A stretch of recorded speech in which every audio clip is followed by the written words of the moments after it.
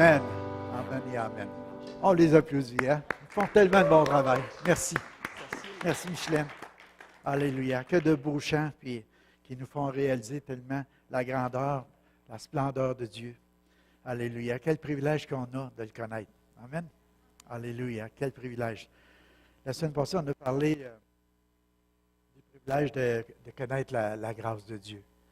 Et puis, on a parlé comment que Dieu a réuni ensemble les Juifs, les non-Juifs, pour en faire ses enfants, son peuple, par la grâce. On a dit que c'était par la grâce qu'on est sauvé, c'est nos points par nos œuvres, afin que personne ne se glorifie.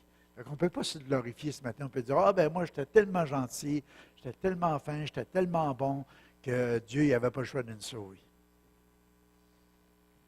Ce n'est pas avec ça qu'on peut se présenter. Jésus il dit, je suis le chemin. Je ne fais pas juste vous montrer un chemin, je suis le chemin pour vous ramener. Vous savez, quand on regarde dans la parole de Dieu, on va réaliser que le Fils prodigue avait compris ça. Il avait réalisé ça, la bonté de son Père. Il avait réalisé que c'était par la grâce. Il avait réalisé qu'est-ce qu'il y avait dans le cœur du Père, c'était de l'amour et de la bonté. Il avait réalisé qu'il pouvait revenir vers son Père avec cette attitude-là de la repentance, de juste avouer qu'il n'en était pas digne. Et puis le Père a dit, garde, tout de suite, on l'accueille, on fait le festin, puis on est béni. Puis en même temps, on voyait dans la maison du Père un fils qui était là, qui était habitué de faire des œuvres, et puis qui se présentait encore comme quelqu'un en disant, regarde, moi je ne suis pas comme lui. Il se permettait de juger ceux qui sont à l'extérieur, et puis d'avoir cette attitude-là de cœur qui faisait qu'il l'éloignait de la grâce.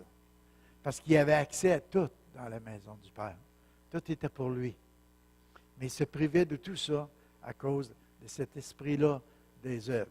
Paul s'est élevé à un moment donné avec l'esprit de la grâce et il voulait tellement de dire, il dit, il était rendu, un matin je lisais ça dans une pensée du jour, et il dit, Paul était rendu à un endroit qui disait, il dit, vous prêchez un autre évangile.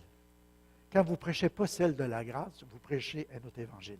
Parce qu'il ne voulait aucun légalisme, que rien de tout ça se glisse dans la relation qu'on a avec le Père.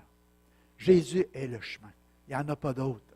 Si tu veux aller dans la présence de Dieu, ce matin, on va parler d'une vie de prière. C'est ça que ça nous a ouvert, ce chemin-là, à aller vivre un temps d'intimité avec le Père, un temps de relation intime avec lui, de passer du temps avec lui, de connaître son cœur, de l'écouter, de le comprendre, de lui faire des confidences, de recevoir des directives, d'entendre aussi des révélations du cœur du Père.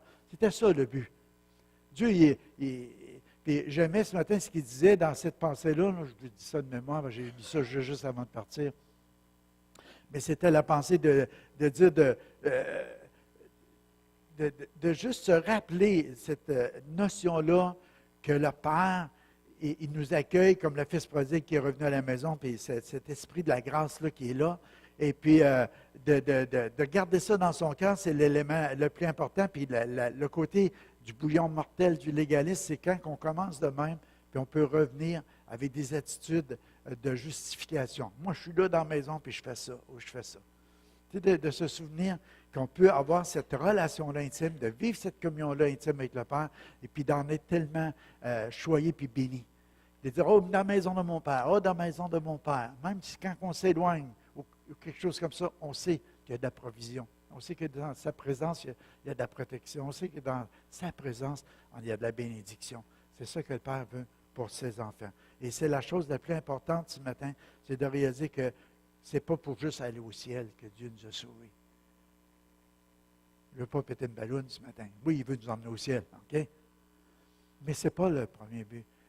La chose la plus importante, c'est de qu'est-ce qu'on vient de vivre dans notre célébration, dans notre louange, dans notre adoration, de rentrer dans sa présence, d'avoir un libre accès dans sa présence, de vivre l'intimité avec lui, de savoir qu'avec lui, on peut prier sans cesse, on peut avoir un échange de cœur avec lui, que le Père n'est pas venu pour nous condamner, mais il a condamné son Fils à notre place pour qu'on puisse revenir vers lui, tout simplement en prenant le chemin qui nous est ouvert. Pas en essayant d'en emmener d'autres chemins, mais de prendre ce chemin-là étroit qui mène à la vie, Jésus. C'est le seul qui a accompli parfaitement tout ce qu'il fallait accomplir pour nous permettre de rentrer dans la présence même du Père. Et quand tu arrives là, il n'y a pas autre chose que ça. Père, merci pour Jésus. Il y a juste de la reconnaissance. Il y a juste des actions de grâce. Il y a juste des remerciements. Parce que qu'est-ce qu'on peut faire d'autre? Dieu nous a aimés. Avant même qu'on fasse quoi que ce soit, il avait déjà livré son Fils. Puis il dit, si Dieu est pour nous, qui sera contre nous? Fait que c'est bon de savoir qu'on peut élever des mains pures. Ça nous dit, dans 1 Timothée 2,8, je veux donc que les hommes prient en tout lieu en élevant des mains pures, sans colère ni mauvaise pensée. Le psaume 134, il dit, élevez vos mains vers le sanctuaire et bénissez l'Éternel. Quand tu viens dans cette relation, puis dans cette communion-là avec Dieu, c'est comme tu élèves tes mains déjà pour être prêt à recevoir. C'est ça la prière. Tu fais connaître tes besoins à Dieu, puis Dieu il te donne. C'est une main de foi qui se tend vers une main généreuse, une main de grâce, une main remplie de générosité envers ses enfants. Quand tu t'approches de lui, c'est avec ce cœur-là. Et tout ce que vous avez demandé en mon nom, croyez, je l'ai reçu. Tu sais, nous devons y croire, parce que Dieu est tellement bon, tellement généreux pour nous. Fait que c'est comme pour recevoir.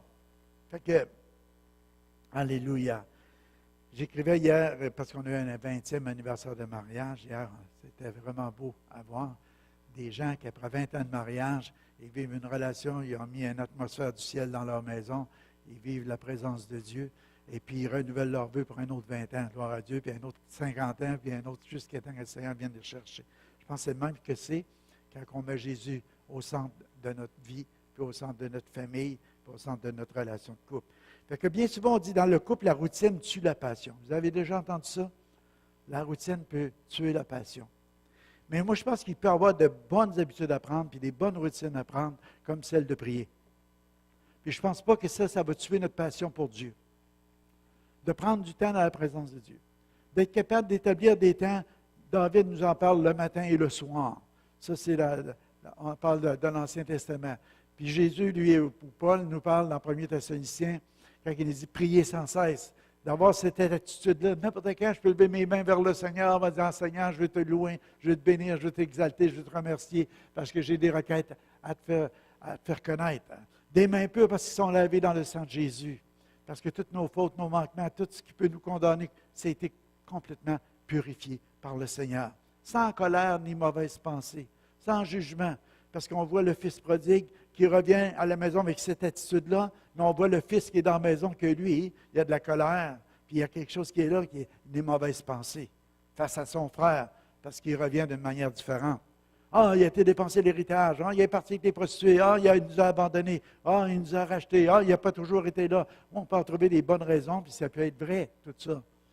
Mais le cœur du Père, c'est que mon fils est mort, il est revenu à la vie. Mais toi, tu étais toujours en vie, tu étais toujours là dans la maison. Tu as juste à te servir. Tu ton veau gras. Amen. Alléluia. L'amour peut s'incarner par des bonnes habitudes à prendre. Que ce soit le soir, le matin ou à n'importe quand. Qu'on puisse garder cette attitude-là d'une régularité de rencontrer Dieu. Une je pourrais dire, des raisons majeures de nos rénovations. Oui, ils n'ont pas eu de mauvaises surprises, mais il y a eu des surprises pareilles que je pense que Christian pourrait nous raconter, parce qu'il était dedans dans toute la moisissure qu'il a vue dans les murs. Je pense que ce n'était pas bon pour la santé de personne. Alors, surtout pas pour moi. Mettons, c'était en arrière de mon bureau. Puis je pense qu'il en reste encore un. Et Christian, il a vu que même dans la petite chambre de bain, ça, c'est des surprises qu'on a eues. C'est surtout au niveau des godots, des choses de même. Il y a eu cette surprise-là de voir qu'il fallait faire des rénovations. Mais une des raisons principales pourquoi on voulait faire des rénovations, c'est parce que ça prend un endroit de prière. Moi, j'ai remarqué dans les dernières années, on a délaissé la place en arrière parce que c'était plus restreint. Puis les enfants, puis les tables, et tout ça, qu'on avait perdu un endroit de recueillement ensemble le dimanche matin ou avant nos rencontres sur semaine. Et je crois que c'est réellement important d'avoir des régularités dans la prière, dans notre vie personnelle, puis ça, je crois que vous l'avez, de célébrer Dieu, de remercier Dieu, de prier et de prendre un temps même. Quand le Seigneur il donne des enseignements, il dit « Va dans ta chambre, ferme la porte, prends un temps ». Jésus nous enseignait des manières de prier qui disent ce n'est pas juste de répéter des vaines prières ou des vaines demandes, c'est pas de prier pour être vu des autres. Il y a tellement cette attitude-là d'une relation personnelle avec Dieu, une intimité dans la prière. C'est un face-à-face, une présence avec Dieu. Un peu comme Sonia et Luc hier qui se tenaient par les mains et se regardaient dans les yeux. Un face-à-face. C'est entre vos deux l'intimité. C'est comme ça la prière avec le Père. Mais en même temps, il y a cette prière-là collective où que le corps de Christ, on peut se réunir ensemble. Ça nous unit. On peut prier les uns pour les autres. On peut se fortifier les uns pour les autres. On peut prier pour nos malades. On peut être un peu conscient de ce qui se passe dans la vie des gens. On peut pas pour commérer ou mémérer, mais pour prier, pour présenter les requêtes au Seigneur. Et c'est la raison pourquoi on veut avoir une petite salle de prière, qu'on puisse ensemble prier et passer du temps ensemble. Et je crois que dans tous les mouvements où ce que Dieu amène des temps de renouveau ou des temps de réveil, où ce que ça s'emplit sont des salles de prière. C'est là que ça se passe. Quand que tu vois à un moment donné que les gens, ils sont touchés par l'onction de Dieu, ils veulent demeurer dans la présence de Dieu. Ils veulent rester dans la présence de Dieu. Vous vous rappelez, il y en a beaucoup qui ont vécu dans les années 94, 95, les années 2000, des gens qui restaient étendus sur les planchers pendant des heures. Pas parce qu'ils voulaient dormir à l'église, pas parce qu'ils étaient trop fatigués, parce qu'ils voulaient demeurer dans la présence de Dieu, parce qu'ils aimaient la présence de Dieu, parce qu'ils sentaient l'amour de Dieu, parce qu'ils savaient que c'était sans condition. Dieu les visitait, l'onction de Dieu descendait sur eux autres, la gloire de Dieu se manifestait dans leur cœur et dans leur vie. Puis il dit, ça c'est le ciel sur la terre. Alléluia. Amen. Et c'est ça, des chambres hautes. Oui, des fois, il faut sortir, il faut annoncer la bonne nouvelle, parce qu'on la vit. Parce qu'on la vit, cette intimité-là. Fait que la routine, oui, ça peut tuer la passion si on vient à l'Église par routine. Si on est des chrétiens par routine, on peut tuer, parce qu'on néglige, mais il peut y avoir, par exemple, une bonne routine, puis des bonnes habitudes d'aller à la rencontre de Dieu, puis de garder ça vivant. Quelque chose de vivant, puis d'intime avec le Seigneur. Amen. Ce qui est plus important, ça nous dit d'élever des mains saintes, des mains pures. Le mot grec parle de sainte. Et le cœur libre des passions. Parce que nous recherchons l'unité avant toute chose. Qu'est-ce qui nous rend purs ou saints et libres de toutes ces passions-là? C'est le fait de connaître Christ. Ce n'est plus moi qui vis, c'est Christ qui vit en moi. La loi du péché, vous lirez le mot du pasteur de cette semaine, n'a plus aucun pouvoir sur nous. Si nous vivons en unité avec Christ. Des fois, on dit, oui, il y a la grâce, mais il faut quand même mélanger un petit peu la loi, il ne faut pas faire ci, il ne faut pas faire ça. Non. Non. Embarquez pas là-dedans. Moi, ce que je suis en train de vous dire, c'est si tu vis une relation avec Dieu, une communion avec Dieu, une intimité avec Dieu, si tu vis cette passion-là avec Dieu, le péché n'a plus de pouvoir sur toi. Parce que la puissance qui a ressuscité Christ d'entre les morts vit en toi, puis rend la vie à ton corps mortel. Parce que tu laisses Christ croître en toi. Parce que l'amour du Père te remplit, t'inonde. Tu commences à aimer ton prochain comme toi-même. Tu ne feras pas de mal à ton prochain. Tu vas avoir le même amour que Christ a eu pour les gens. Le même amour va se manifester dans ta vie. Qu'est-ce qui va te protéger des tentations, des passions de ce monde? C'est l'amour de Dieu qui est répandu dans ton cœur. Ce n'est pas en disant « il ne faut pas que je touche à ça, il ne faudra pas que je fasse ça ». Ça n'a aucune force. La seule chose que ça va te faire, ça va te détruire. Écoutez-moi bien ce matin, ça va te détruire. Parce que ça, c'est du légalisme. Puis tu ne peux pas atteindre le cœur de Dieu avec ça. Tu ne peux pas te présenter avec des œuvres devant Dieu. Mais vis ta relation avec Dieu. Wow! Ça, c'est puissant. Ça, c'est puissant. Garde cette communion, cette intimité-là avec lui. Ça, c'est fort, puis ça, c'est puissant. Quoi que ce soit, tu vas avoir à traverser ou à vivre, c'est puissant. C'est là. C'est ça qui est l'amour. J'ai regardé cette semaine, j'ai été visiter et prier pour Francine puis Gaétan. C'est des moments difficiles quand ta femme ou ton conjoint est très, très malade. Elle est à la maison du boulot et puis elle se prépare. Dans son cœur, elle a apprivoisé la mort. Et, si le Seigneur vient la chercher, elle est prête. On prie encore pour que le Seigneur la relève à travers tout ça. C'est la maison du boulot, c'est pas marqué, c'est ici que tu viens de t'éteindre. Tu sais. C'est une maison pour aider. On peut prier. Mais qu'est-ce qui fait qu'un homme est encore là avec sa conjointe ou que ça vice-versa, c'est la même chose. C'est parce qu'il y a un amour, parce qu'il y a une intimité qui s'est développée dans un couple qui fait que quand une partie de toi-même est malade, c'est ton conjoint, c'est une partie de toi-même qui souffre. C'est toi-même. Tu aimerais prendre sa place. Ça devient comme ça, parce qu'on est un, on est unis. Ça, c'est le royaume de Dieu à son plus petit manifestation sur la terre. Un homme, une femme qui aiment le Seigneur, puis que Dieu a unis ensemble, puis qui sont remplis de l'amour de Dieu, puis ils s'aiment l'un l'autre. C'est un mystère et grand. C'est ça le Seigneur dit. Le mystère de Christ, c'est l'Église. On en a parlé hier dans le 20e. Mais Christ l'a présenté de même, c'est l'amour entre un homme et une femme. C'est le mystère de Christ, de l'amour de Dieu pour son Église, qui s'est donné, qui s'est livré, qui a renoncé à tout, qui a donné même sa propre vie par amour pour qu'on puisse être racheté. C'est pour ça qu'on est unis en lui. On est unis à lui. Et ce que Jésus avait, c'est pour nous. On est héritier et co-héritier avec Christ. C'est quelque chose, hein? Alléluia.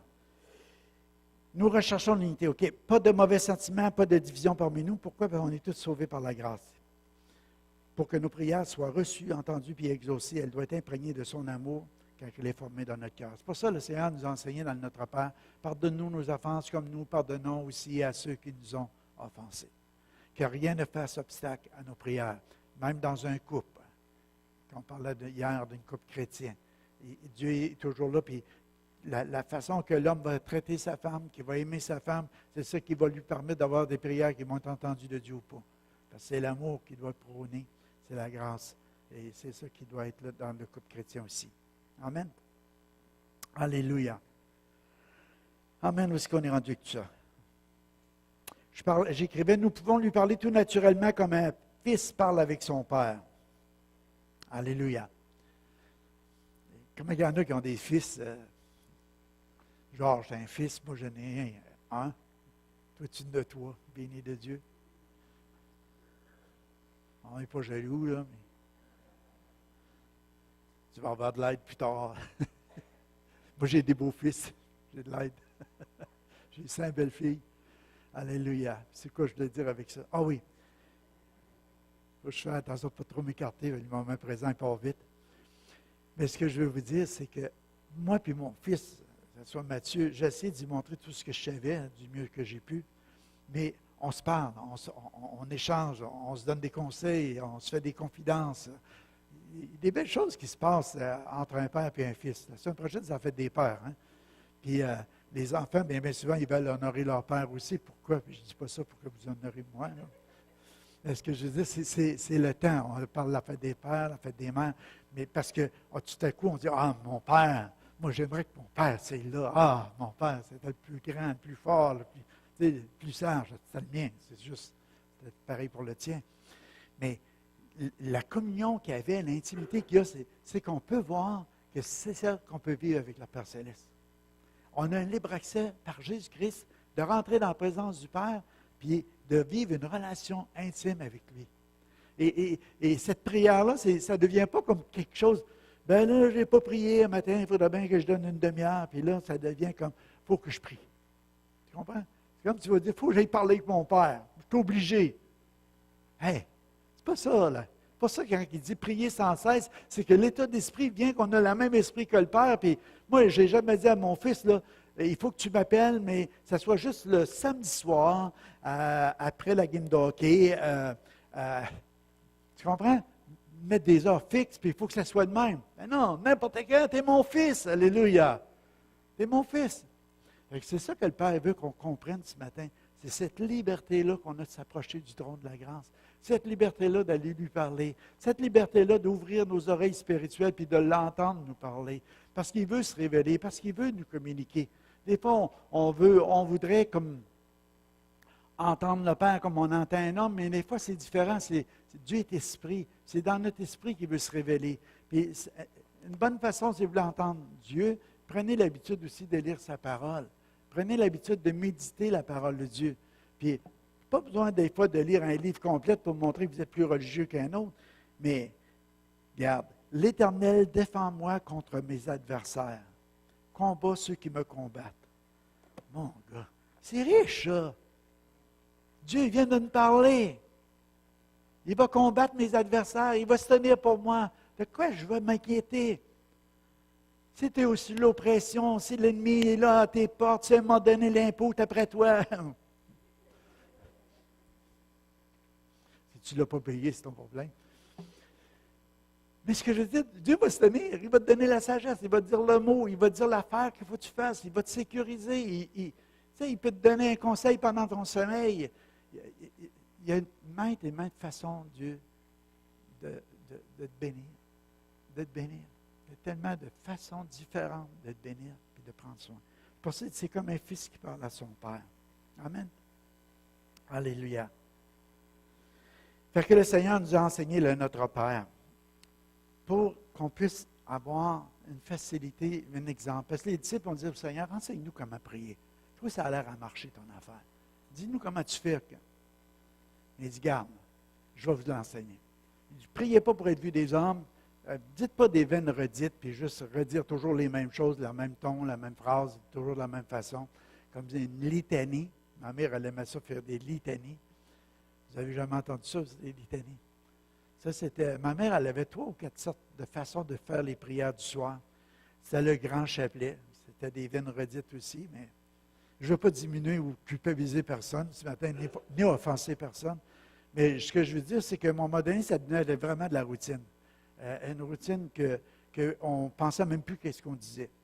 Mais dans les litanies, c'était semblable aussi, parce que Tour d'Ivoire, Tour de David, puis c'était toutes des affaires de même, puis nous autres, il fallait répéter d'autres choses que je ne me souviens plus. Là. Mais ma mère, parce qu'elle était pieuse, elle aimait Dieu. Puis c'est pas moi qui croyait en Jésus. Puis elle, parce qu'elle l'avait appris. Mon grand-père Goyette, là, je ne l'ai jamais connu, il est mort avant que je naisse, mais ma mère m'en a tellement parlé. Lui, là, s'il faisait des veillages de foin, il piquait sa fourche parce qu'il était midi, puis l'Angélus, dans le Seigneur apparu à Marie, conçu du Saint-Esprit, que je ne sais pas, je ne me rappelle pas tout de l'Angélus, mais il plantait sa fourche, faisait l'Angélus, dans le champ, comme ça. Pourquoi? Parce que ces gens-là, ils avaient été élevés dans la foi catholique, et puis ils l'avaient développé, puis ils voulaient honorer chaque prière, parce qu'ils croyaient en Dieu, puis il y avait des gens autrefois, dans chaque foyer, puis on espère que ça va être pareil pour le côté évangélique, qu'il y ait des pasteurs, mais il y avait au moins un prêtre par famille. C'était comme ça. Moi, je n'ai pas ce proche de le devenir. J'aimais trop les filles, non.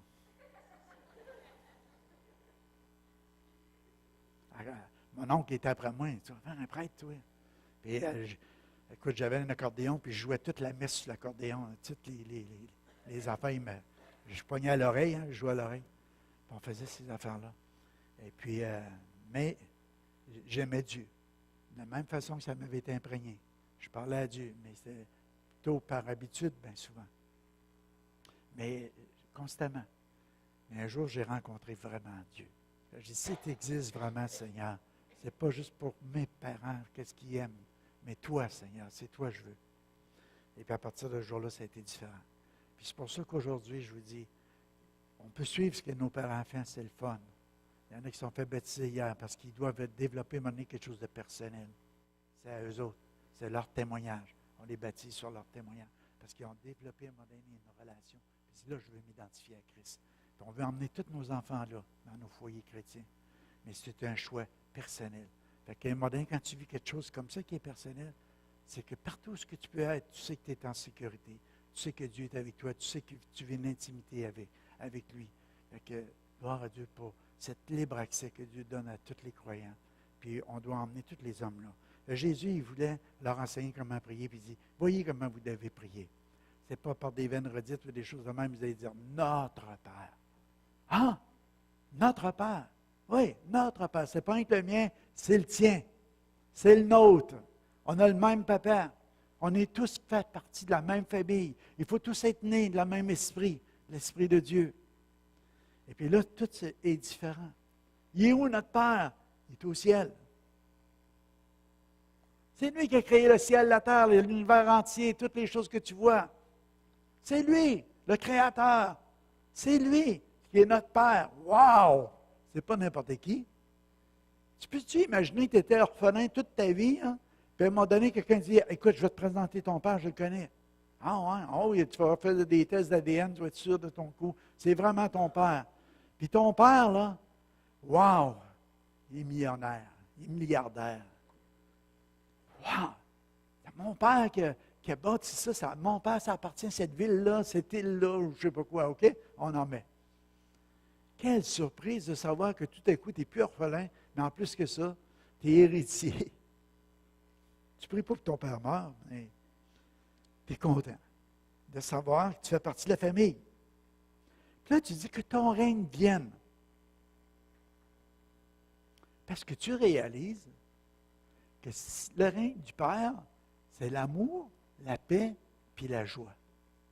Puis tu regardes dans ce monde, c'est la guerre, c'est la haine, la violence, c'est la loi du plus fort. La loi de œil pour œil, dent pour dent. Ah, Père, si ton règne peut se venir dans ce monde, les gens vont s'aimer, les gens vont se pardonner, les gens vont se faire du bien. Wow, c'est ça que je veux, Père, que ton règne vienne, que ta volonté soit faite sur la terre comme au ciel. Amen. Oh boy, hallelujah. Là, tu as une inspiration si tu dis, Seigneur, le temps que je vais être sur la terre, je vais appeler que ton règne vienne. Puis le meilleur, ça va être, mais je parte pour être avec toi. Donne-nous aujourd'hui notre pain quotidien. Et qu'on ne s'inquiète pas pour celui de demain, mais aujourd'hui. Chaque jour suffit sa peine. Fait que tu sais que tu peux faire connaître tes besoins à Dieu, comme à un père. Hey, Père, j'aurais besoin de ça, Père. Je sais-tu trop te demander? Fais connaître tes besoins. Puis là, il va plus loin, il dit, ne nous induis pas en tentation, mais délivre-nous du malin.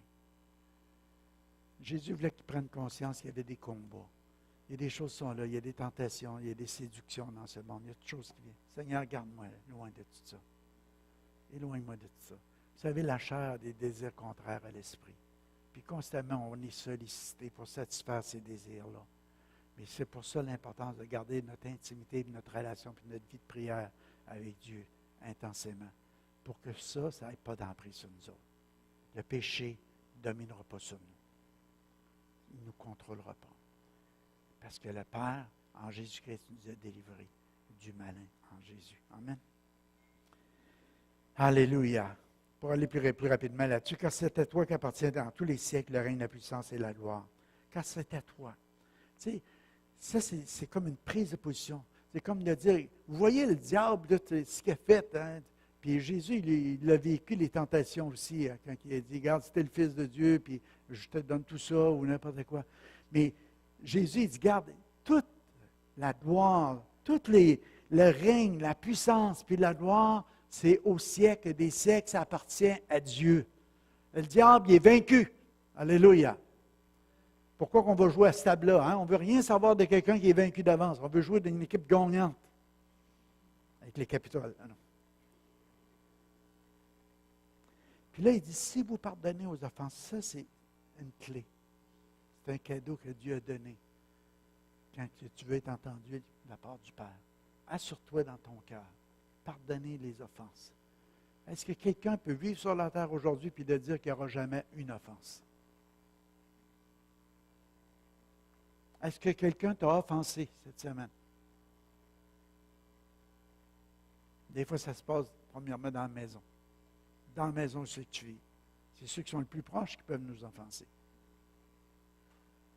Pardonne-nous nos offenses comme nous pardonnons aussi à ceux qui nous ont offensés. La grâce. La même grâce qu'on va recevoir, c'est la même grâce qu'on va livrer.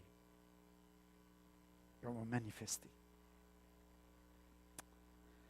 J'écrivais le secret pour devenir un homme ou une femme de prière, c'est d'aimer notre Père de tout notre cœur, de toute notre âme, de toute notre force et aimer notre prochain comme nous-mêmes. C'est le secret. C'est de devenir un homme et une femme de prière. Aimez Dieu. Aimez Dieu de tout votre cœur, de toute votre âme, de toutes vos forces. On va aller au suivant.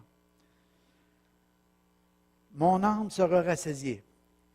Nous pouvons entretenir notre vie de prière. J'ai mis tout le temps des petites pensées comme ça. Nous devons ressentir notre besoin de prier, que ce soit dans notre cœur, c'est là. Mon âme sera rassasiée comme de mets gras et succulents, avec des cris de joie sur les lèvres, ma bouche te célébrera. Amen. Allez, à cause de cet échange-là qu'on peut avoir avec le Père, c'est qu'on va en être rassasié. Ça veut dire qu'on va avoir de l'abondance. Il y a de l'abondance dans la maison de mon Père. Et le fils prodigue avait compris ça aussi. Il a dit, dans la maison de mon Père, il y a de l'abondance. Il manque de rien. Même si je serai un serviteur, je sais que je vais bien manger. Il était prêt à revenir à la maison. Fait que quand tu gardes cette intimité-là, puis tu entretiens ta vie de prière, que tu sais que mon âme va être rassasiée.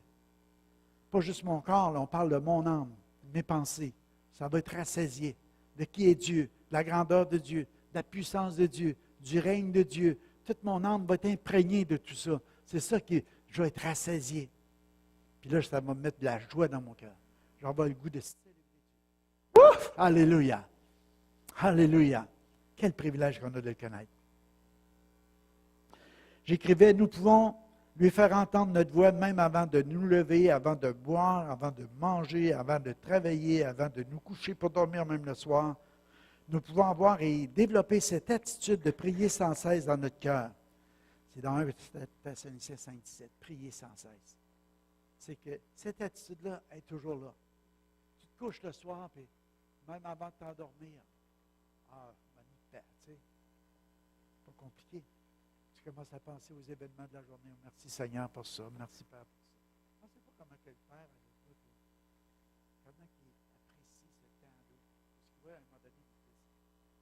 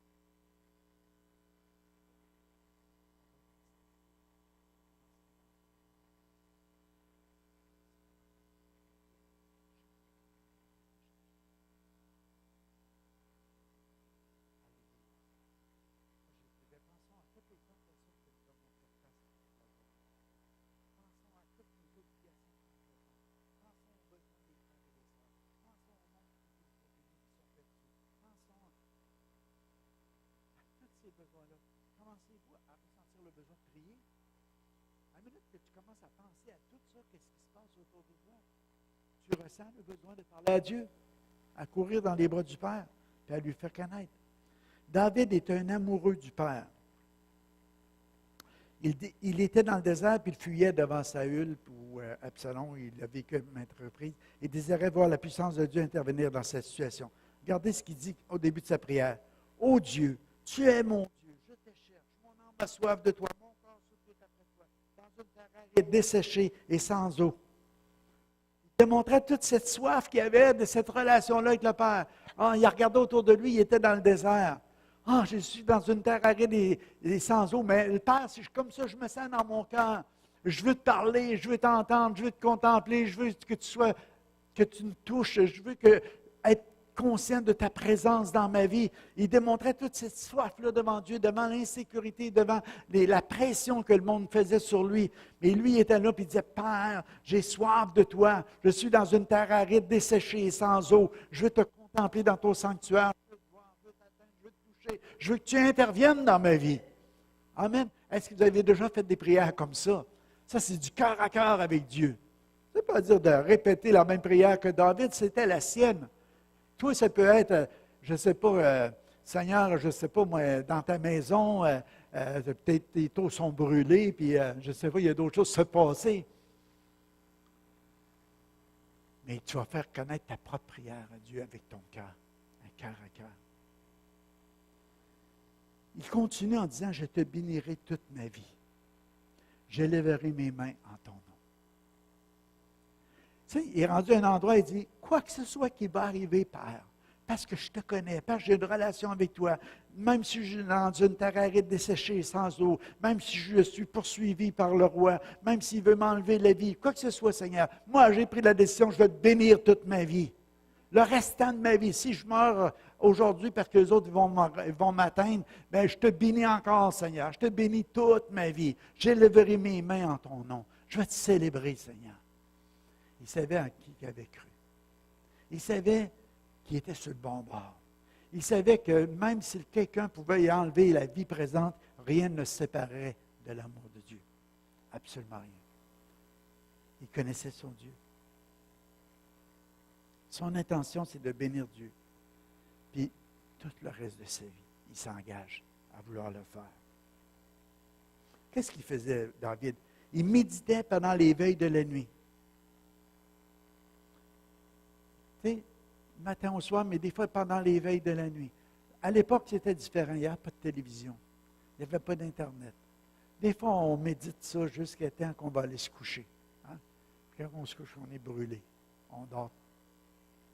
Mais les autres, quand tu vas au Moyen-Orient, ça devait être la même chose à l'époque, c'était 12-12 à peu près. Tu sais, il fait l'heure de 5 heures du matin à 5 heures du soir, puis à 5 heures, ça tombe vite. Puis là, il fait noir jusqu'à l'autre 5 heures du matin. Tu sais. C'est à peu près 12-12, c'était un peu différent. En tout cas, quand j'y étais, moi, j'ai vu ça un peu comme ça. Et ça tombe rapidement. Fait que la petite lampe, là, quand tu la vois briller, je ne sais pas, 1 heure ou 2, à un moment donné, elle t'emmène juste à t'endormir. Puis là, on est mieux de dormir. Mais là, ils allaient se coucher sur leur couche, puis des fois, ils ne s'endormaient pas tout de suite, puis là, ils méditaient sur Dieu, sur la grandeur de Dieu, sur les choses de Dieu. C'est comme ça qu'ils ont écrit tellement des livres qu'aujourd'hui ils nous bénissent. L'Éternel est mon berger. Hein? Psaume 23. Quand tu lis ça, c'est profond. Le gars, il était dans son désert, il était dans le désert, dans le bord du désert peut-être. Il est en train de faire brouter des brebis. Et puis là, tout à coup, il a commencé à méditer sur le cœur du Père. Mais il dit, le Père, c'est comme un berger. L'Éternel est mon berger, je ne manquerai de rien. Il me fait reposer dans les verts pâturages. Il me conduit vers les eaux paisibles. Il restaure mon âme. Tu sais, il est en train de lui dire, quand je vais les abreuver au torrent, ben, je vais les protéger pour pas qu'il ne lui arrive rien. Fait que le Père, il fait la même chose. Quand je traverse la vallée de l'ombre de la mort, il me soutient avec sa houlette, son bâton, il me rassure. Vous comprenez? Il est en train de leur expliquer que tout ce qu'il vivait avec ses brebis, il aimait ses brebis, mais le Père, il aimait sa petite brebis, il aimait David. Puis David en prenait soin. Il dit, oui, le bonheur et la grâce m'accompagneront tous les jours de ma vie. J'habiterai dans la maison de l'Éternel. Fait qu'il pouvait dire, je bénirai l'Éternel. Que tout ce qui est en moi bénisse son Saint-Nom. Le jour et nuit, je vais méditer sur lui. Alléluia. Cette relation, cette intimité. Puis, ce qu'on entend, mon ami, c'est que Dieu aimait le cœur de David. Dieu aimait ce cœur-là. Fait que Dieu aime des cœurs qui sont semblables, qui s'adressent à lui comme ça, dans le journalier de tous les jours, dans les choses que tu fais, dans les choses dans ton travail. Dieu va comprendre ce langage-là. C'est ton langage. D'un fils avec son père, d'une fille avec son père. Puis qu'est-ce que Dieu dit?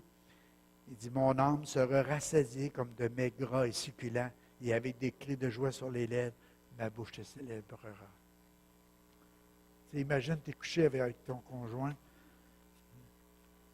c'est une demi-heure que l'autre dort, puis l'autre est en train de méditer, puis ah! Qu'est-ce qui t'arrive? Ah!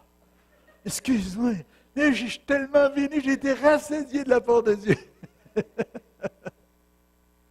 Ouf! On va aller au suivant. Je viens de réveiller une couche, je pense. Alléluia. Tu m'as fait connaître la route de la vie. La joie abonde près de ta face. À ta droite, il y a des délices éternelles. Wow! Wow! La route de la vie, c'est Jésus. Il me l'a fait connaître. La joie abonde près de ta face. Face à face avec le Père. À ta droite, c'est Jésus. Des délices éternelles. Éternelles. Éternel, c'est le mot. Ça n'a pas de fin, ça. David connaissait cette nouvelle-là de la vie. Hein? Alléluia. Nous pouvons nous élever au-dessus de tous nos besoins pour être remplis de joie. David, là, quand on disait qu'il méditait, Saül est encore après lui, mais il dit, je lèverai mes mains, je vais te bénir toute ma vie. Puis il dit, il vivait cette relation-là, puis il s'est élevé au-dessus de la situation. C'est que la prière nous emmène à un endroit de communion avec le Père qui fait que tout ce que tu peux arriver en bas, ça n'a pas le même impact dans ta vie. Ça n'a plus la même façon de voir. Que peut me faire un homme? Paul, il l'avait saisi. Paul était rendu à un moment où ce qu'il a dit dans sa vie, à un moment donné, il dit, le meilleur des deux, c'est d'aller avec le Seigneur. Mais s'il faut que je reste encore, je vais rester pour l'avancement du royaume de Dieu sur la terre. Mais le meilleur, c'est de mourir puis d'aller avec le Seigneur. Parce qu'il avait déjà la vie éternelle. Il savait que le corps, c'est rien que l'enveloppe. Mourir, c'est une graduation, c'est une promotion, c'est d'aller dans la gloire. Alléluia. C'est finalement de dire, toute ma vie, j'ai dit, Seigneur, montre-moi les séraphins, montre-moi les anges, montre-moi les archanges. Je voudrais tous les voir autour du trône en train de célébrer comme Isaïe les a vus. Bien là, tu rentres là, gloire à Dieu, c'est ça, alléluia, je me joins. Là, on se joint sur la terre pendant qu'on est dans la foi. À chaque fois que vous célébrez Dieu, que tu sois tout seul chez vous ou que tu sois à l'église, en groupe, mais tu n'es jamais tout seul parce que tu te joins à toute cette multitude qui loue le Seigneur. Seigneur, donne-nous des yeux pour voir. Hein? On voudrait voir. On voudrait. Puis de le réaliser par la foi que quand tu loues le Seigneur, il y a les séraphins, il y a les archanges, il y a les anges, il y a toutes les dignités, il y a tout qui est autour du trône. Puis tu te joins à eux autres, puis tu dis, Saint, Saint, Saint est le Seigneur, l'Éternel des armées. Toute la terre est remplie de ta gloire. Je le vois partout. Alléluia. Je le vois dans des petites choses. J'ai mis une petite vidéo cette semaine qui m'a tellement béni. J'ai trouvé ça sur un ami. C'était une vidéo où on voit une madame qui était tendue sur le sol et puis elle fixe l'univers de son œil et puis tout à coup, les kilomètres commencent à l'éloigner de la terre puis on voit qu'est-ce qu'elle contemple avec son œil. À un moment donné, tu vois tous les astres, puis tu vois toutes les étoiles, puis, mais les autres, ils prennent toutes les années-lumière puis ils reculent. Mettons 100 pieds, 200 pieds, 1000 pieds, puis là, ça s'en va comme ça en montant, puis il se rentre à des années-lumière. Puis ton œil qui est sur la terre, quand tu as tourné sur le dos, puis tu regardes le ciel, c'est que tu vois des années-lumière plus loin, des choses qui sont parvenues jusqu'à ton œil. Vous savez que c'est loin, hein? Peut-être que ça n'existe même plus, des années-lumière, mais ils viennent à toi pareil encore. Puis, tout à coup, c'est comme ça vire de bord. Et puis là, ils reviennent du reculon, les années-lumière diminuent jusqu'à 1 pied, jusqu'à 1 pouce. Puis là, on voit l'œil, puis là, on rentre dans l'œil, puis là, on s'en va sur l'autre bord. La profondeur de l'œil, comment ils peuvent voir aujourd'hui les choses qui sont créées à partir de la rétine, puis ils s'en vont. Puis ils s'en vont encore à des années-lumière. C'est incroyable. Ça, c'est la grandeur de mon Père. Alléluia. Alléluia. Alléluia. Puis on est ses enfants. On était des poussières, puis on avait une valeur à ses yeux. Alléluia. Alléluia. Alléluia. Dans sa présence, il y a de la provision et de la protection. David, il disait, « Ma part me revient à un lieu de délice. C'est un héritage magnifique pour moi. » C'est un héritage. La part, c'est la source du vrai bonheur. Puis on a en Jésus-Christ, parce qu'il est le chemin à aller à cet endroit-là. Moi, je dis, Père, enseigne-moi à bien compter mes jours. Enseigne-moi à bien saisir ta pensée. Enseigne-moi à bien faire les choses comme tu le désires. Je ne voudrais tellement pas te décevoir avec ma religion, avec mes pensées religieuses ou quoi que ce soit. Mais vraiment, rester dans cet état de grâce, de communion et d'intimité que tu as voulu manifester envers moi. Le psaume 16, 9, il dit, « Aussi mon cœur est dans la joie, mon esprit est dans l'allégresse. Même mon corps repose en sécurité. » Même mon corps. David s'était mis au-dessus de cette situation-là. Puis en se mettant au-dessus de cette situation-là, puis en méditant sur la grandeur et les merveilles de Dieu, il en est venu à dire, même mon corps est en sécurité. Qu'est-ce qui avait changé dans la situation? C'est juste la prise de conscience de qui est Dieu. Mon Père. Comprenez? Il n'y avait rien de changé. Mais il dit, là, mon corps est maintenant dans la sécurité. Des fois, tu es dans la frayeur. Essaye d'imaginer, là, tu vois, je ne sais pas moi, une armée devant toi avec des grosses mitraillettes, puis là, ils veulent tout t'avoir. Puis là, tout à coup, tu t'approches de Dieu, tu loues le Seigneur, puis là, tu vois la grandeur de Dieu, puis tout à coup, tu dis, mais, je me sens même en sécurité, même s'ils sont encore là. Vous comprenez, le prophète, à un moment donné, le serviteur, il a dit, hey, ils sont tous autour de nous autres, on est fait comme des rats. Le Seigneur ouvre des yeux qui voient. Tout à coup, il s'est tourné, puis il a regardé sur les montagnes, puis il voyait tous les chars célestes. Il voyait toute l'armée céleste qui était là. Wow! Ils sont bien plus nombreux que ceux qui sont contre nous. Il a vu les choses différemment. Des fois, on est trop arrêté à voir les événements du point de vue de la terre. Mais quand on vit une intimité, puis une relation, puis une vie de prière avec Dieu, c'est qu'on voit ça avec l'œil de Dieu. Ce qu'on voyait des pertes deviennent des gains. Alléluia. Alléluia. J'ai dit au Seigneur, tu es le Seigneur, tu es mon bien, il n'y a rien au-dessus de toi. Les saints qui sont dans le pays eux-mêmes et les braves, tout mon plaisir est en eux. Pourquoi? Parce qu'il réalisait qu'il avait fait les cieux et la terre. Tout notre monde a été créé par lui. Rien est au-dessus de notre Père céleste. Rien. C'est lui qui est en haut. C'est lui qui contrôle tout. Puis il y a de l'amour, puis il y a de la grâce. Fait que David écrit, « Il se ressaisit de l'abondance de ta maison et tu les abreuves au torrent des délices. » Alléluia. Tu les abreuves au torrent des délices. Rassaisis de l'abondance de ta maison. C'est ça, les enfants de Dieu. On est rassaisis de l'abondance, puis nous abreuve au torrent des délices. Qu'est-ce qu'on peut demander de mieux? Il y a tellement d'abondance dans la maison de mon Père. Le Fils prodigue l'avait compris. Il l'avait vraiment saisi. Le psaume 121, il dit, « C'est à l'Éternel que dans ma détresse j'ai crié et il m'a répondu. » Le psaume 4, 7, il dit, « Tu mets dans mon cœur plus de joie qu'ils en ont quand ils abondent dans leurs froment et leurs maux. » Psaume 4, 7. Le psaume 4, 8, il dit, « Je me couche et je m'endors en paix, car toi seul, ô Éternel, tu me donnes la sécurité dans ma demeure. » Toi seul me donnes la sécurité dans ma demeure. Amen. C'est beau avoir un système d'alarme.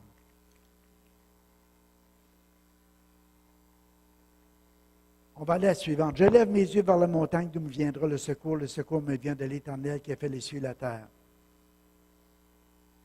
J'écrivais, nous devenons des hommes et des femmes de foi et de prière. Parce que notre vie de prière va nous emmener à dépendre, il faudra que je termine bientôt, à dépendre du Père totalement. Alléluia. Quand on a écrit ce psaume-là, le peuple juif, il souffrait l'isolement, il était un peu éparpillé. Puis à toutes les années, il montait vers Jérusalem.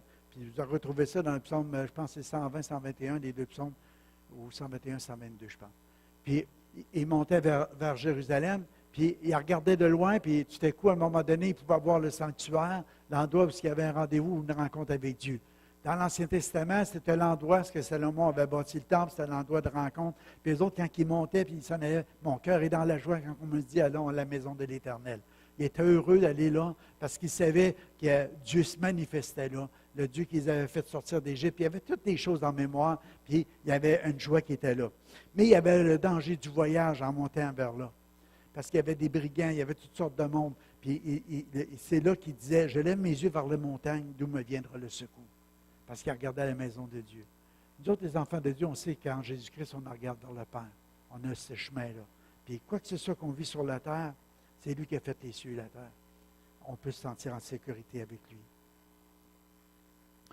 Contre toutes sortes de dangers de toute espèce qu'on peut vivre dans notre voyage, des fois on va traverser des contrées qui sont arides, puis infestées de pillards, ou quoi que ce soit. Mais on va avoir un cœur en sécurité parce qu'on en regarde à lui. Alléluia. Parce qu'on est des croyants.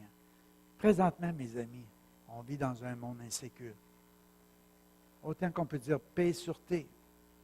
On l'entend, là, paix et sûreté. Là. On voit tout à coup la Corée du Nord, on regarde la Chine, on regarde tout ce qui se passe aux États-Unis, on regarde, il peut y avoir paix, sûreté. Wow, merci, merci, il va arriver des belles choses. En même temps, une ruine soudaine. Vous comprenez? Je ne dis pas que c'est la fin du monde demain matin, je ne sais pas. Mais je peux juste vous dire une chose, on est rendu là. Alléluia. Il ne faut pas se fier juste aux grandes déclarations qu'on entend, ça c'est l'homme. Mais il y a le plan du Père, il y a le plan de Dieu. Regardons notre relation, parce que toute grâce et excellence viennent d'en haut. Ça vient du Père, qui ça descend en haut du Père des Lumières, chez lequel il n'y a ni changement, ni ombre, ni variation.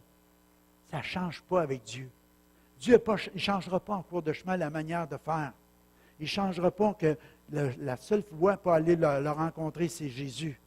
C'est une grâce qu'il nous a fait, puis il veut qu'on prenne ce chemin-là. Il nous dit, garde, si tu prends ce chemin-là, puis tu viens dans ma présence, tu peux me demander ce que tu veux en le nom du Seigneur, je vais te l'accorder, je vais te le donner. On a toujours le même chemin, la même façon, la même démarche. Il a dit qu'il n'y a ni ombre, ni variation dans le Père. Mais l'homme, il fait des grandes déclarations, le jour d'après, ça change. Vous avez vu le sommet G7? Vous avez entendu ça un petit peu aux nouvelles? Là, tout le monde se donne la main, on est tous des bons amis. Ah, il y a de l'intimité, c'est donc bon. Puis il y en a un qui n'est pas sorti, que le micro il vient dans la bouche d'un autre, puis il commence à parler contre l'autre. C'est comme ça. C'est comme ça. Parce qu'il y a de la variation.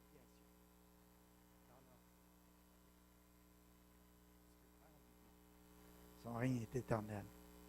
Amen. Alléluia. Fait que j'écrivais, dans sa présence, on vient des hommes et des femmes de prière. On peut jaser avec lui comme on jase avec un ami. Pensez avec Abraham. Abraham, il passe du temps avec Dieu, puis il commence à... Puis là, Dieu dit, je vais-tu cacher à mon ami qu'est-ce que je vais faire avec Sodome et Gomorrhe? Je ne peux pas. Là, tu es là. Fait que quand Abraham entend que Dieu a décidé d'aller détruire ces deux villes-là, Sodome et Gomorrhe, il dit, hey, s'il y aurait 50 justes, vas-tu détruire pareil la ville? Ben non, je ne la détruira pas. Ah, mais s'il y en a 40, comprenez-vous toute la puissance de la prière et de la supplication. S'il y en a 30, s'il y en a 20, s'il y en a 10, jusqu'à 10, le Dieu dit, je ne la détruirai pas. Mais il n'avait pas 10. Il a arrêté là, Abraham. Il aurait pu continuer. Il aurait dû un. Il n'aurait pas détruit pour l'autre. Mais Dieu, dans son cœur d'amour, de Père, à cause de la confidence, à cause de l'intimité qu'il avait vécue entre Abraham et le Père, Dieu dit, garde, Abraham, je vais faire quelque chose. Je vais envoyer quelqu'un pour le faire sortir de là. Il a envoyé des anges. Vous comprenez? La force de la prière, de l'intimité qui se développe entre Dieu. Il l'appelait son ami. On peut être des amis. Jésus, je ne vous appelle plus des serviteurs, je vous appelle des amis. On peut vivre ça, nous aussi, avec Dieu. Confidence. On peut entendre ce que Dieu veut faire. On peut même intercéder pour arrêter les choses et dire, Dieu, on peut-tu le faire autrement? Dieu dit, OK, si tu me demandes d'intervenir, je peux le faire. Parce que Dieu a toute la puissance pour le faire. Vous savez, à un moment donné, quel est le roi? Ézéchias? Il y a des 15 ans de plus de vie. Tu sais, je ne suis pas prêt à mourir. Tu sais, le prophète est rentré et il a dit, bon, tu vas mourir. Il a juste fait une prière après que le prophète était sorti. Ah, Dieu, je voudrais vivre encore. Bon, OK, je vais te le donner un autre 15 ans. Le prophète, il sort de bord. Il a arrêté sa course, il a viré de bord, il est revenu, puis il a dit, ben, regarde, Dieu vient de nous dire qu'il a entendu ta prière, puis il va te le donner encore 15 ans de plus. Comprenez? Il aurait été mieux peut-être de ne pas l'avoir, mais il l'a eu. Parce que le cœur du Père se laisse toucher par le cœur de ses enfants. On ne peut pas imaginer comment on peut avoir une grande influence pour l'avancement du royaume de Dieu à cause de nos prières, à cause de notre intimité avec le Père. Il y a tellement de besoins, des problèmes qui se vivent autour de nous. Je ne sais pas si vous les voyez. Avez-vous votre liste? Pour qui? Pourquoi vous priez? Et regardez à vos familles, regardez à vos amis, regardez à votre situation, regardez à votre entourage, regardez à votre travail, regardez. Il y en a plein. Regardez aux frères et aux sœurs dans notre Église. Regardez à des gens qui souffrent et qui sont malades. Il y en a des requêtes, il y en a des prières. On peut présenter ça devant le Père et puis voir Dieu agir avec force et puissance. Ah, il m'en reste encore 2. OK, on va finir ça rapidement. On va juste tourner pour voir les versets. Chaque matin et chaque soir, ce que je voulais écrire à travers ce verset-là, les autres étaient chargés. Mais la prière, ce n'est pas commandé pour nous. Je veux juste dire la différence qu'il y a, c'est que ça vient d'un cœur spontané avec Dieu. Ce n'est pas quelque chose qu'on va dire, ben là, je te charge de prier maintenant. Dan, tu vas devenir l'homme de prière de notre Église. Que tous les matins, tu vas venir ici, tu vas te charger de venir prier. Amen, il y a un cœur de prière. Mais moi, je ne veux pas te charger de ça, mais je veux dire, regarde, ça va être bien plus fun. Ça va être n'importe quand dans la journée. Quand tu vas l'avoir à cœur, alléluia. C'est spontané. Le besoin est né. Moi, je prie pour ça. Alléluia. C'est ça que le Père veut pour nous autres. Ça, c'est la preuve qu'on fait partie de la famille de Dieu. Qu'on a l'Esprit du Père en nous qui crie « Abba, Père! » Des fois, on ne sait pas ce qu'on vient de demander dans nos prières. Mais il y a quelque chose qui se passe dans notre esprit qui dit « Abba, Père! Papa! Papa! Il y a ça, papa! » Tu sais, moi, j'ai vu des circonstances. Des fois, tu ne peux pas savoir des fois que tu es en train de travailler puis il arrive quelque chose à ton voisin que, et je ne sais pas, moi, il se passe le petit doigt dans le scie. « Hey, papa! » C'est spontané, tu comprends? Parce que là, tu pries pour lui, tu pries pour pas qu'il arrive rien. Hein? Ou tu te fais mal, puis mets ta main là-dessus. Parce que tu vis cette intimité, cette relation-là tout le temps. Que ta volonté soit faite là-dedans, Père. Amen. Parce que tu es vraiment la source de bonheur. On va aller au suivant parce que je sais que j'ai dépassé mon temps. On va juste terminer avec le dernier. J'aimais ces versets-là parce que j'aurais eu quoi à dire sur chaque, là, mais on va juste les lire. Quoi que vous fassiez en parole ou en œuvre, faites tout au nom du Seigneur Jésus en rendant grâce pour lui, Dieu le Père. Je vais vous enseigner comme un mode de vie à travers tout ça. C'est un nouveau mode de vie. Premièrement, quand tu te lèves le matin, tout ce que tu fais, tout ce que tu dis en parole ou en œuvre, fais tout au nom du Seigneur Jésus. C'est Christ qui vit en toi. Tu vis cette relation-là avec le Père, cette intimité. Fait que quand tu commences en t'élevant, merci Père, merci pour ce que tu fais, puis tu vois quelqu'un autour, tu fais tout au nom du Seigneur Jésus. Je veux encourager quelqu'un, je veux bénir, je veux lui dire des mots que Jésus lui dirait lui-même, ou faire les choses que Jésus faisait lui-même. Rendez toujours grâce pour Dieu, à Dieu le Père, au nom du Seigneur Jésus-Christ. Merci pour la pluie qui tombe, Seigneur. Je ne me rappelle pas à quel pays en Afrique, là, que c'est la moisson, comment on dit, c'est ça? La mousson. Je savais que je n'avais pas le bon mot. La mousson. Puis, ils attendent la pluie. Puis là, ils sont contents que la pluie tombe. Ça fait longtemps qu'ils attendaient qu'elle tombe, la pluie. Parce que pour eux autres, c'est la vie, mais ça va durer peut-être 6 mois. À un moment donné, ils vont dire, on a hâte que ça les revienne. En tout cas. Mais rendez grâce en toutes choses, parce que quand on n'a pas la pluie, on va vous dire une chose, c'est sec. Hein? À un moment donné, on a soif. Nous, on est bénis en Amérique du Nord. On a un bon mélange. Pluie, soleil, neige, gelée. Moins 40, moins 20, moins 10. On peut vivre les deux dans la même journée, puis on peut remercier Dieu. Mais la Bible dit, rendez toujours grâce pour tout à Dieu le Père. Pour tout. Même pour ça, alléluia. Ça devrait devenir un mode de vie, la reconnaissance. Ne vous inquiétez de rien, mais en toute chose, par la grâce et la supplication, avec des actions de grâce, faites connaître à Dieu vos demandes. Il y a tous des éléments qu'on aurait pu comme partager ce matin sur l'inquiétude qui nous envahit si facilement. Mais en toute chose, la prière, cette relation, cette intimité-là qu'on a avec le Père. Des fois, il y a la supplication. Des fois, on peut être comme Abraham. Il faut que tu fasses de quoi? On peut dire 50, 40, 30, 20, 10. Parce que tu mets un peu de pression là-dessus en disant que tu as ton cœur dans cette situation-là. Mais tu fais te connaître, mais aussi avec les actions de grâce. La reconnaissance qu'on oublie tellement souvent. De dire merci. Merci pour notre salut. Merci pour la liberté d'un sanctuaire. Merci pour cette grâce de te connaître, Père. Merci qu'on est héritier et co-héritier avec Christ. Merci parce qu'on a une éternité devant nous autres. Merci que tu ne nous as pas oubliés. Alléluia. Merci pour tout ça, Seigneur.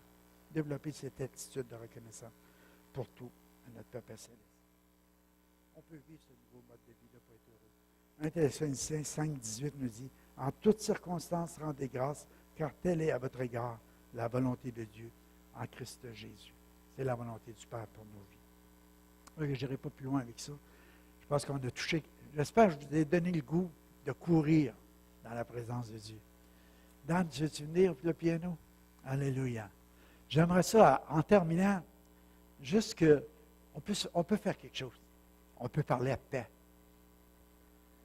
Vous avez peut-être des requêtes, des besoins, vous avez peut-être des choses, peut-être des remerciements, peut-être quelque chose à dire à Dieu un matin. Pour tout ce que vous avez entendu, pour être ici, pour ce qu'il fait dans votre vie, dans la vie de vos membres, de votre famille. Ou peut-être vous avez des requêtes aussi. Tu sais, à quelque part, il y a quelqu'un que t'aime beaucoup, qui a un besoin au niveau de son corps, son âme, son esprit, mais tu l'as dans ton cœur. On va lui dire un matin. On va faire comme des confidences à Dieu. On peut remuer des lèvres, on peut parler plus fort si vous avez le goût. Si vous avez le goût de supplier, vous pouvez supplier aussi, élever la voix. On va s'accorder avec vous. Mais on va prendre un temps. Il est midi moins 25, c'est pas si pire, hein? Prendre un 5-10 minutes, là. Juste faire comme David. Tu sais, de ne pas attendre que l'armée est après toi ou Saül pour t'adresser des requêtes à Dieu. Mais David, je crois que c'était un mode de vie qui était pour lui. Parce qu'il avait un cœur selon le cœur de Dieu. Il parlait à Dieu, il échangeait avec Dieu, il connaissait son Dieu. Alléluia. Il savait que Dieu avait été fidèle. Il savait parce qu'il disait à un moment donné, tu sais, quand j'ai rencontré l'ours puis le lion, puis qu'il voulait me voler des brebis, mais j'y allais au nom de l'Éternel des armées, puis je pouvais retirer puis combattre contre l'ours puis le lion. Je n'avais pas peur parce que Dieu était avec moi. Mais Goliath, ce géant-là qui insulte l'Éternel des armées, l'armée de l'Éternel, qui est cet homme-là pour l'insulter? Je vais aller au nom de l'Éternel des armées, puis je vais le terrasser. Vous comprenez?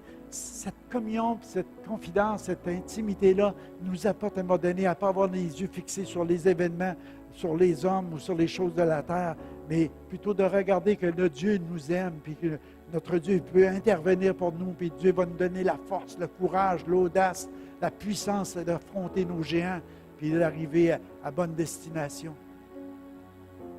Et que ce matin, pendant qu'on est dans cet état-là, vous avez entendu la prière.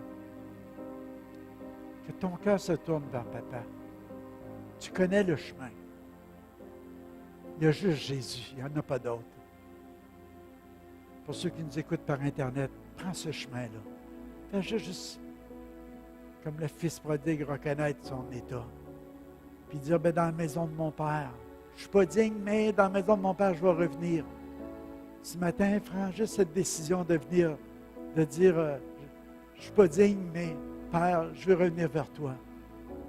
Puis je suis conscient comme tu as accueilli ton fils, et tu vas m'accueillir aussi. Tu vas me pardonner, tu vas me purifier. Puis je vais te rassasier de l'abondance dans ta maison. Emprunte le chemin ce matin. Reviens dans la maison du Père.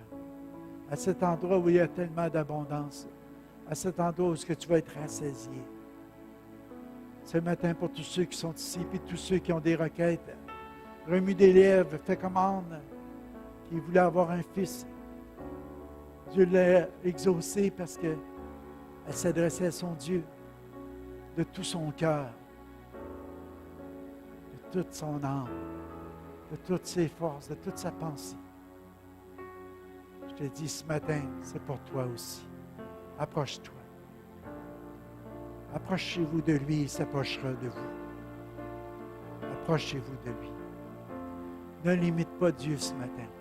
As-tu dit, cette situation-là, ça, il ne peut pas. Non, ne limite pas ce matin. Fais juste faire connaître tes besoins. Avec action de grâce. Père, je te remercie ce matin. Je te remercie de cette liberté qu'on a de s'approcher de toi. Merci pour ton secours. Merci pour ta provision. Merci pour la guérison. Merci pour la restauration. Merci pour la délivrance. Il y a des fois, quand on est pogné dans toutes sortes de choses, on a besoin de faire des supplications pour que le Seigneur nous libère, nous rende libres. Et ce matin, Seigneur, on te demande qu'on soit tous des gens libres dans ta présence. rassasiés par toi. Abreuvés au torrent des délices, Père. Au nom de Jésus. Au nom de Jésus. Alléluia. Prenez le temps de baigner encore dans la présence de Dieu. Rien qui vous presse. Si vous devez aller